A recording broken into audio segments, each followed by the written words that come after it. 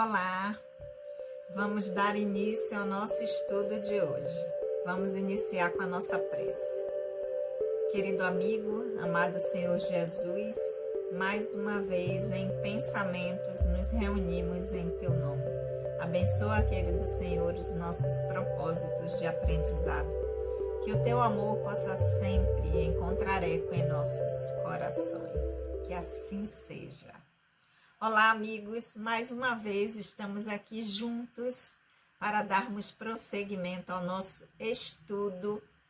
Nós que somos o GEOB, o Grupo de Estudos das Obras Básicas da Escola Espírita Francisco Xavier. A nossa casa que tem os seus trabalhos doutrinários ou as reuniões públicas, sempre acontecendo às segundas-feiras, das 19h30 às 20h30, e o nosso grupo de estudos, que também acontece de forma presencial e nesse formato aqui no canal, às quartas-feiras, das 19 às 20 horas. Então, quem estiver passando por perto, vem estudar com a gente, que vai ser um prazer. Então, vamos lá? Vamos estudar? Aqueles que estão chegando aqui pela primeira vez, sejam muito bem-vindos. Meu nome é Sandra Naira. Nós estamos estudando o livro dos Espíritos. Nós estamos no livro 2º do Mundo Espírita ou dos Espíritos. E nós já chegamos no capítulo 7º, que trata do retorno à vida corporal. E hoje nós vamos dar início ao novo item. Kardec organizou, sistematizou o livro dos Espíritos em partes. Então o livro tem 4 partes, nós estamos na 2ª parte. Em capítulos, cada parte tem os seus capítulos, e dentro dos capítulos, os itens. Tudo isso para facilitar, para que o nosso, ligar aqui que está quente, que o nosso estudo, que o nosso entendimento fosse o melhor possível. Então nós vamos dar início agora ao item idiotismo, loucura. Né? Vamos ver o que é que significa isso. Lembrando que o Livro dos Espíritos ele foi publicado em 1857, então aqui nós temos uma linguagem, a nomenclatura da época, e que hoje nós atualizamos para a linguagem atual, a nomenclatura atual, ao contexto atual. A gente não modifica, a gente não atualiza, não precisa de atualização, mas a gente contextualiza dentro da época em que nós estamos vivendo. Então, essa era a nomenclatura, a classificação que se dava para essas doenças no ano de 1857. Se chamava de idiotismo e loucura. Então, nós vamos ver o que é que significa isso. Hoje, nós temos na classificação internacional das doenças, que é o CID, né? A classificação internacional, o CID-11, que é recente. No CID-10, idiotismo e loucura, tinha a classificação de retardo mental. E hoje, já no CID-11, na atualização, no CID-11 já não é mais nem idiotismo, nem loucura e nem retardo mental. Hoje são transtornos do desenvolvimento intelectual. Então, a gente vai estar aqui estudando o que Kardec traz nas suas perguntas como idiotismo e loucura, e hoje nós sabemos que na linguagem atual a gente vai estar falando de transtornos do desenvolvimento intelectual. Dizer para vocês que eu sempre lembro aqui que a tradução que eu leio para vocês, a que eu utilizo aqui, é a de Sandra Kepler, com a introdução de Hermínio de Miranda, e de casa vocês acompanham a leitura com a tradução que vocês tiverem do Livro dos Espíritos. Então vamos lá?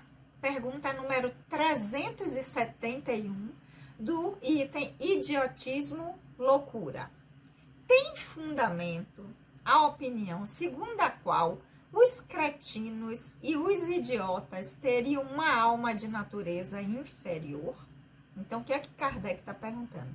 As pessoas que têm transtornos mentais, né, que depois foi uma classificação que foi dada, e hoje, transtorno do desenvolvimento intelectual, aquelas que a gente chamava antigamente de débil mental, ou que tinha retardo mental,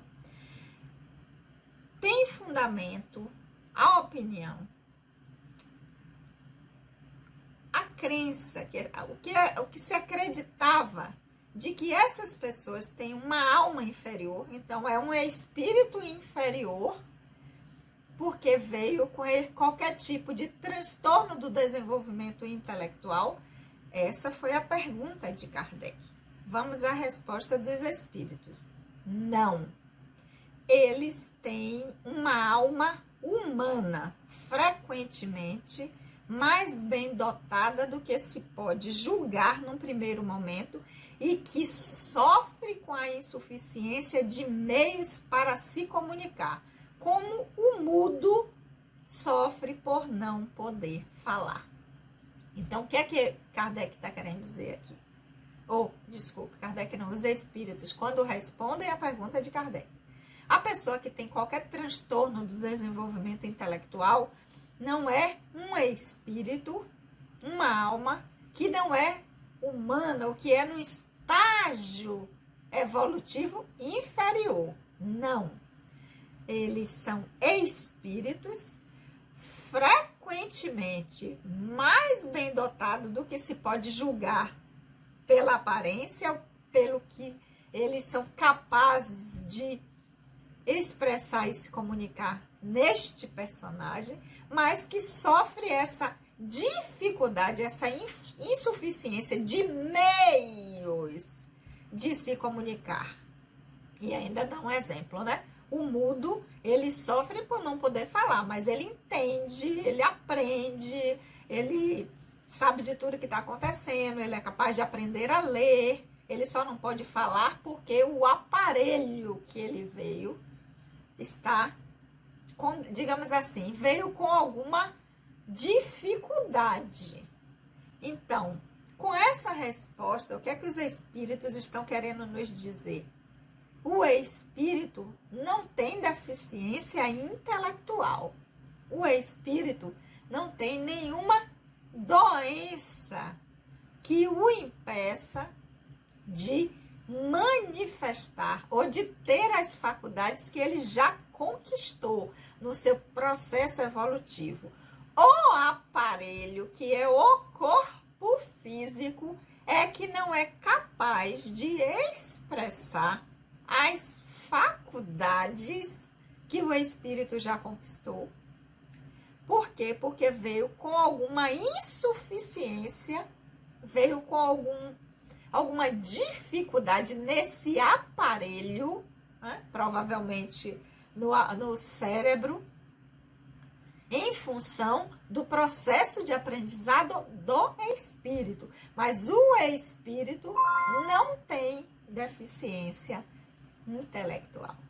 E quando ele está liberto do corpo físico, ele tem todas as faculdades que já foram conquistadas, ele pode expressar. Mas quando ele retorna ao corpo físico, por exemplo, quando ele está em desdobramento do sono, ele não tem aquela deficiência. Ele pode ter a capacidade de se expressar todas as faculdades, tudo que ele quer. Mas quando ele se liga novamente ao corpo físico, no momento de vigília, com o aparelho que ele está utilizando, porque o corpo físico é um instrumento para que o espírito se manifeste, tem alguma dificuldade, essa comunicação, ela não se dá de forma efetiva, de uma forma que seja clara e que o espírito consiga, através desse personagem, interagir.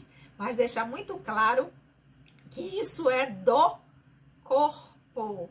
O espírito não tem deficiência intelectual, nem é inferior, porque está habitando um corpo que está nessas condições. Então, essa foi a pergunta número 371.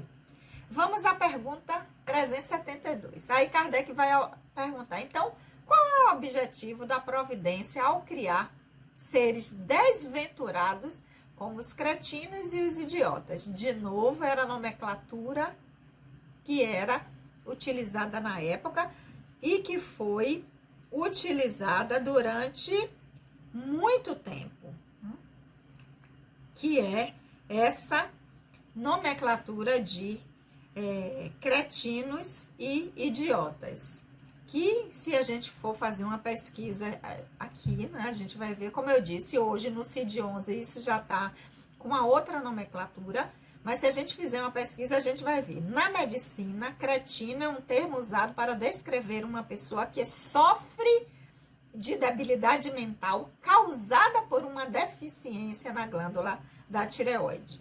Já idiota é um termo que pode ser usado para descrever uma pessoa que revela falta de inteligência. Então, cretino, pessoa que sofre de cretinismo, uma doença congênita que causa estagnação no desenvolvimento físico ou mental.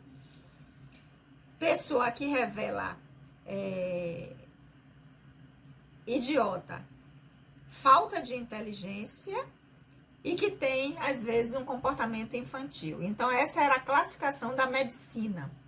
Hoje, como eu falei, já no Código Internacional de Doenças, a nomenclatura já está atualizada e hoje a gente já fala em transtorno, que são os transtornos do neurodesenvolvimento, que a gente vai ver transtorno de desenvolvimento intelectual, que até o CID-10 era tido como um retardo mental. Então, é sobre essa situação que Kardec está perguntando. Então, ele pergunta assim, na 372, qual o objetivo do divino, do Criador, criar espíritos dessa forma, como cretinos e idiotas, com esses tipos de deficiência?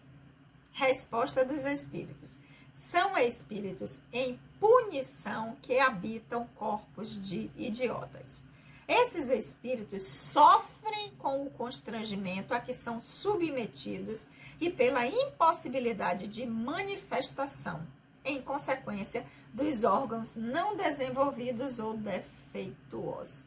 Ou seja, são espíritos que estão em processo de autopunição, diga-se de passagem, porque quando os espíritos dizem aqui que são espíritos que estão em punição e que habitam esses corpos, que têm partes desses corpos, né, defeituosos ou com um desenvolvimento que não é o adequado e por isso dificulta a sua manifestação, é um processo de autopunição do espírito, ainda movido por culpas, de experiências outras, de escolhas equivocadas e acabam, ao retornar no processo reencarnatório, na formação do corpo, esses processos, esses protocolos de culpa acabam provocando no desenvolvimento desses órgãos alguma deficiência ou não faz com que esse desenvolvimento se dê da forma adequada